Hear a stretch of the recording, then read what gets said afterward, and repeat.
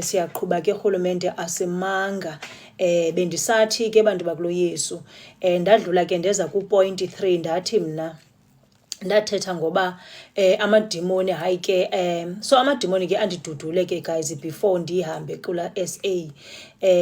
Bethuna amadimoni andidudula, zininzi ke izinto ezindehleleyo just after ndifumenela umsebenzi kwavele kwenzeka isiphithiphithi kwarolana zonke izinto zababubutyobo zakhawulezisa. But ke ngoku zibububa bubutyobo nje zifikela emntwini osethe qwa because bese ndiyibona iposition uThixo andibeke kuyo nafuna uba ndenze ntoni na, ngoba kuye kwafumaniseka into yoba i-connection wena iyeza kwakhona noThixo slowly but ndabe ndisiva uba siyaya apho siyakhona noThixo qha akangxamanga uThixo, uthe chu. Niyamazi mos uThixo uba uThixo akenza izinto ngoba thina sifuna enze le nto siyifunayo.